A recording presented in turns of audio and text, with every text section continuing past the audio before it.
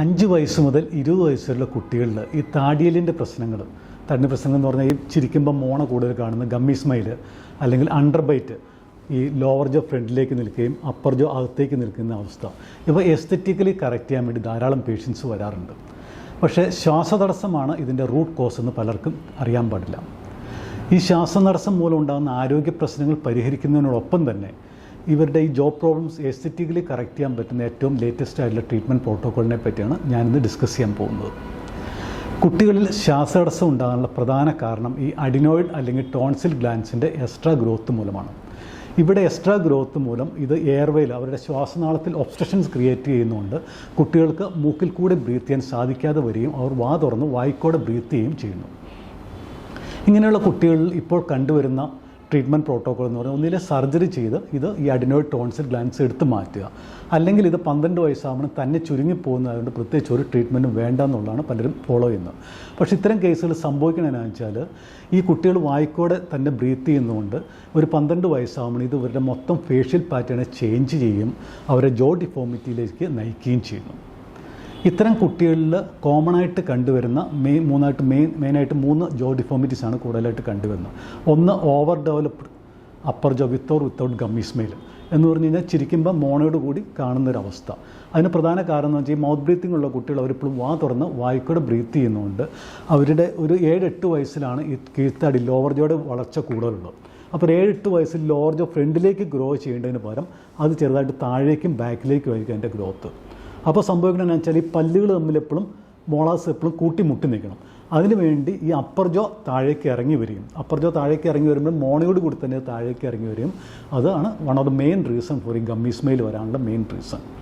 പിന്നെ രണ്ടാമതായിട്ട് കണ്ടുവരുന്ന ഒരു ജോ ഡിഫോമിറ്റീസ് എന്ന് പറഞ്ഞാൽ ഈ ലോവർ ജോ പുറകോട്ട് വലിഞ്ഞു നിൽക്കുന്ന ഒരവസ്ഥ, കീഴ്ത്താടി ബാക്കിലേക്ക് നിൽക്കുന്ന അവസ്ഥ. അതിൻ്റെയും പ്രധാന കാരണം ഇതാണ്. ഈ മൗത്ത് ബ്രീത്തിങ് മൂലം കുട്ടിയുടെ വായ ഇപ്പോഴും തുറന്നിരിക്കുകയും അപ്പോൾ ലോവർ ജോ ഫ്രണ്ടിലേക്ക് ഗ്രോ ചെയ്യേണ്ടതിന് പകരം അത് താഴേക്കും ബാക്കിലേക്കും ഗ്രോ ചെയ്യുന്നു.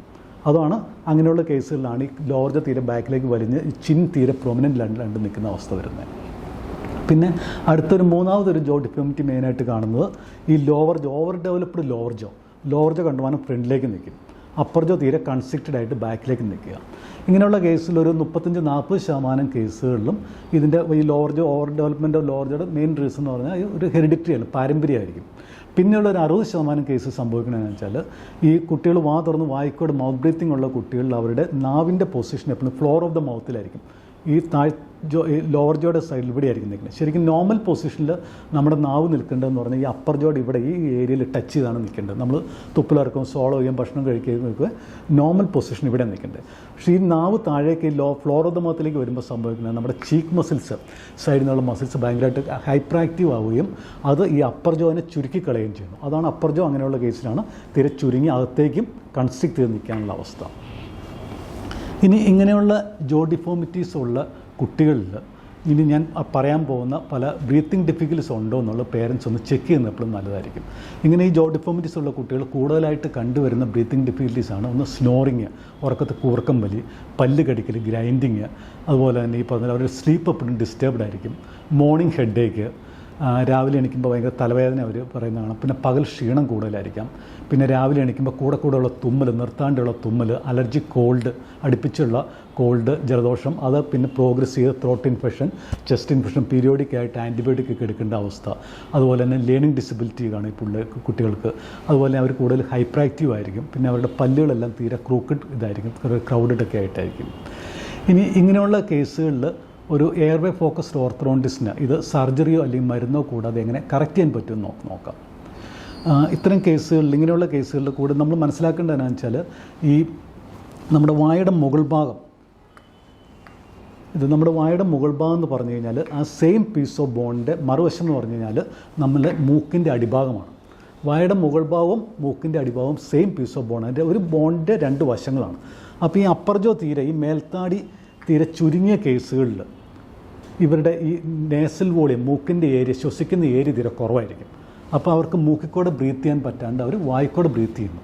അങ്ങനെയുള്ള കേസുകൾ നമ്മൾ ചെറിയൊരു സ്ക്രൂ വെച്ചിട്ട് MSc അല്ലെങ്കിൽ RME, അത് ഡിപ്പെൻസ് ഓൺ ഏജ് കൂടുന്നവർ MSc വേണം, അല്ലെങ്കിൽ ചെറിയ കുട്ടികളാണ് RME റാപ്പിഡ് പലൻ്റ് എക്സ്പാൻഡ് എന്ന അപ്ലയൻസ് വെച്ച് അപ്പർ ജോ എക്സ്പാൻഡ് ചെയ്യുമ്പോൾ സംഭവിക്കുന്ന അവരുടെ നേസൽ വോളിയം കൂടുകയും ബ്രീത്തിങ് വളരെ ഈസിയാവുകയും ചെയ്യും.